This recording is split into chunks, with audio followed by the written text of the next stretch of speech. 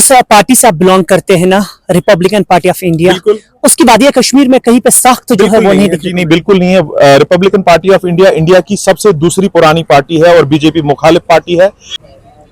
बडगाम की सियासत दंगल स्टार्ट हो चुकी है। 11 तारीख बडगाम कॉन्स्टिट्यूंसी के लोगों को अपना प्रीशियस वोट कास्ट करना है, लेकिन उससे पहले तमाम जो पॉलिटिशियंस है वो लोगों को लुभाने की कोशिश और पहल कर रहे हैं। मेरे साथ इस वक्त मौजूद है खास बातचीत करने के लिए परवेज साहब। इन्हीं से आज बात करते हैं। रिपब्लिकन इंडिया पार्टी के साथ मुंसलिक है और इन्हीं से गुफ्तगू करते हैं क्या कुछ कहेंगे, क्योंकि सभी पॉलिटिशियंस जो है बड़े बड़े दावे इस वक्त कर रहे हैं, बड़े बड़े स्टेटमेंट्स दिए जा रहे हैं, बड़े बड़े बातें जो है कहे जा रहे हैं। परवेज साहब, सबसे पहले खैर मकदम करते हैं आपको इस स्पेशल टॉक में। थैंक यू सो मच, आपका बहुत बहुत शुक्रिया। आपसे जानना चाहेंगे, पहले आप एक सोशल एक्टिविस्ट थे और अब सियासत में आ गए हैं। सियासत का ये कीड़ा कैसे आपके दिमाग में खड़ा उतरा? देखिए, सियासत का कोई कीड़ा नहीं होता है। सियासत कभी कभी आप जो है सरकारी ओहदों पे आके सियासत करते हैं, कभी कभी इंसान, मैं मानता हूं कि हर इंसान सियासत करता है। अब हम जो किस एंगल से इसको लेते हैं वो बात है। मैं ये सोच के आया हूं कि सच कहूं लोगों से, कि कहूं कि भाई आप सच का साथ दो, झूठे वादों पे मत जाओ, झूठी धोखेबाजी पे मत जाओ, हम ये करेंगे वो करेंगे। अपनी कॉन्शियस का इस्तेमाल करो। बोलने में आप बहुत कुछ बेच सकते हो, सड़क, पानी, बिजली, कुछ भी बेच दोगे, लेकिन लास्ट में होता क्या है वो सब लोग देखते हैं, आपको कितना मिलता है कितना नहीं मिलता है। बडगाम में लोगों को अपना प्रीशियस वोट कास्ट करना है, वो किस चीज को लेकर आपको अपना प्रीशियस वोट कास्ट करेंगे, किस बुनियाद पर? लोगों को मैं यही कहूंगा कि जो जनरल डिमांड्स हैं, जो जरूरतें हैं, जो बडगाम की लोकल जरूरतें हैं, ये नहीं कि हम इसको अमेरिका बना देंगे। बेसिक चीजें क्या होती हैं लोगों के लिए? सड़क, पानी, बिजली, वो मसले हैं। हम कहें कि बिजली माफ करा देंगे, यहाँ तो सीएम साहब हमारे बैठे हैं, वो बिजली माफ नहीं करा रहा, तो मैं क्या कमिटमेंट करूं मैं आपकी बिजली माफ कराऊंगा? मैं तो वही चीज बोलूंगा जो मेरे बस में होगी। मैं कल को कह दूंगा जी मैं यहाँ पे यूनिवर्सिटी बना दूंगा, 4 करोड़ रुपए एक एमएलए का फंड है, किस खाते से मैं यूनिवर्सिटी बना दूंगा? मैं कहूंगा जी मैं ये कर दूंगा, 5 साल का फंड मेरा 20 करोड़ होगा। सेंट्रल गवर्नमेंट, जब तक मैं असेंबली में बोलूंगा लोगों को, लो जी मैंने रिप्रेजेंटेशन डाली है, गवर्नमेंट पास नहीं कर रही है, सीएम उठेगा ये तो यूनियन टेरिटरी है। झूठे वादे क्या करें? मैं तो कहूंगा कि आप आजमाइए, आप मौका दीजिए। लोगों से ही पूछना चाहिए कि हर किसी की अलग डिमांड है। मैं एज अ सिटीजन कश्मीरी कहूंगा कि ये साड़की हिंस आबज बिजली हिंस सारनी खुद नियम छुस बना बिजली छ वनकस लुकन कपर बारन पोस कागा बाबा शत। बडगाम के लोग कह रहे कि अपनों ने वफा नहीं किया, जो दूर से आए हुए हैं वो कैसे वफा करें?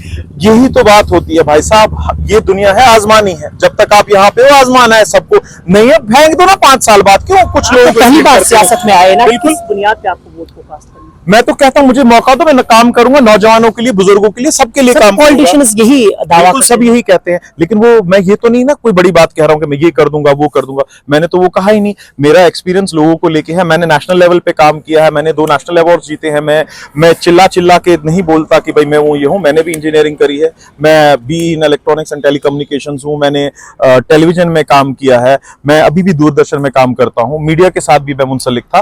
तो लोगों का पता है, लोगों की नब्ज क्या है, लोगों का दुख दर्द कहां है। मैं समझ सकता हूं कि लोगों को क्या है। आप कोई भी सरकारी एमएलए या कोई मिनिस्टर लोगों को पैसा नहीं देता, वो बेचारा या तो मजदूरी करेगा, या दुकान पे होगा, या अपनी दिहाड़ी लगाएगा, या जो ऑफिसर्स होंगे उनको तनख्वाह मिलेगी। एमएलए की तरफ से क्या चाहिए होता है?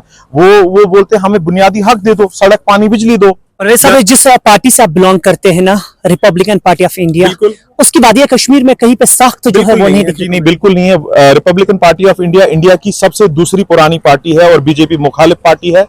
और ये जो है 1956 में डॉक्टर BR अम्बेडकर ने बनाई थी। उसके बाद उनके फॉलोअर्स इसको जो है कंटिन्यू कर रहे हैं। पहले उन्होंने 37-38 में इसकी बुनियाद रखी थी। उन्होंने कहा था कि जो भी हमारे, जिन्हें हम सेकंड क्लास सिटीजन्स यहाँ पे कहते हैं, चाहे उसमें दलित हो, मुस्लिम हो, सिख हो, बौद्ध हो, उनको लेके ये पार्टी बनाई थी। हमारी पार्टी का मंशूर भी यही है, जितने भी हमारे मतलब, खैर कश्मीर तो मेजॉरिटी ऑफ मुस्लिम्स है, मुस्लिम्स हो, सिख्स हो, पंडित्स हो, जो भी कास्ट हो, उनको साथ में लेके चलना है, उनको आगाह कराना है सही स्कीम से। और मैं पार्टी का अभी जो है इसी महीने स्टेट प्रेसिडेंट बना हूं रिपब्लिकन पार्टी ऑफ इंडिया का, और मैं पार्टी का जो है विस्तार कर रहा हूं, पार्टी को बढ़ा रहा हूं। और मैं चाहूंगा कि नौजवान लोग आप भी आए पार्टी में, भाई इलेक्शन लड़ो। कोई पार्टी हमें पैसा नहीं दे रही। कुछ लोग कहेंगे कि पैसा, मैं ऑन कैमरा बोल रहा हूं, कोई पैसा नहीं है।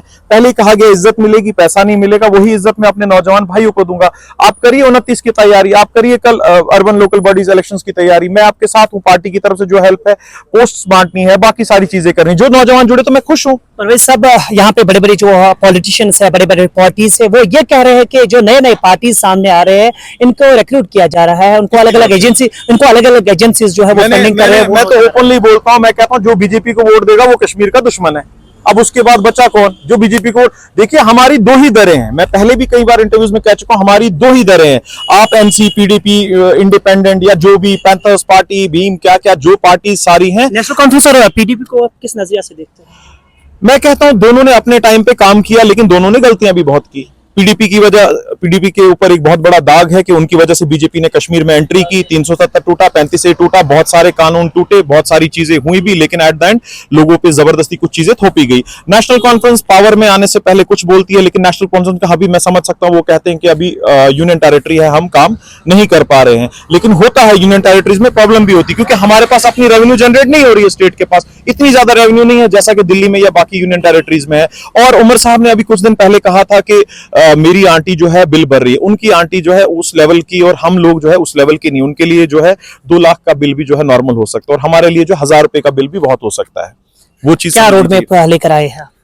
रोड मैप यही लेके आया हूं कि आप जिसको भी वोट दे, मैं डायरेक्टली कभी नहीं बोलूंगा कि खुद को वोट दो, मैं वो हूं ये हूं, मैं कहता हूं अपनी कॉन्शियस का इस्तेमाल करे, उन लोगों को वोट दे जो आपकी आवाज बन के आए, जो आपको सच का सामना करवाए। ना कोई एमएलए पैसा देगा, ना खाना देगा, ना अपना घर देगा, वही काम खुद करना है भाई, सब कुछ करना है। नौकरियां भी आपने खुद लगनी है, जब सरकार की होगी उसमें होगी। हाँ, मैं एक चीज ऑन कैमरा कह रहा हूं, मेरे जो पर्सनल कुछ कॉन्टैक्ट्स हैं, मैं प्राइवेट जो रिक्रूटमेंट से मेरे फ्रेंड्स हैं उनके थ्रू जो है, चाहे प्राइवेट बैंक्स हो, प्राइवेट होटल्स हो, इंस्टीट्यूशंस हो, पढ़े लिखे लोगों को मेरा नंबर मैं दे सकता हूं, जितना मेरे से कैपेसिटी होगी, 60-70, मैं बोलूं कि 5000 लोग, वो सरकारी नौकरियां नहीं है। हाँ, मैं प्राइवेट मैंने पहले भी करवाया, जो लोग देख रहे हैं, मैंने बॉम्बे पहले भी कुछ लोगों को भिजवाया, और मैं जम्मू कश्मीर में कहूंगा जो यहीं पे रहना चाहे, मैं प्राइवेट कंपनीज में एडजस्ट करा सकता हूं। ये ना कि लाखों सैलरी मेरे, लेकिन अपना गुजारा आप इज्जत से कर सकोगे, ये मेरे बस की है, ये मैं कर सकता हूं। जब मुझे जो बोले मैं कर लूंगा, ये करने के लिए मैं तैयार हूं। उसके अलावा जो आप हर कोई करता है ना काम, सरकार आपको स्कीम हर कोई करता है, फिर सड़क पानी कोई आसान तो नहीं है, ये कोई घर से देता है,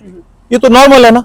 चलिए शुक्रिया। देखते हैं 11 तारीख किसके हक में वोट्स पड़ेंगे और 14 तारीख किसके सरताज होगा, ये देखने वाली बात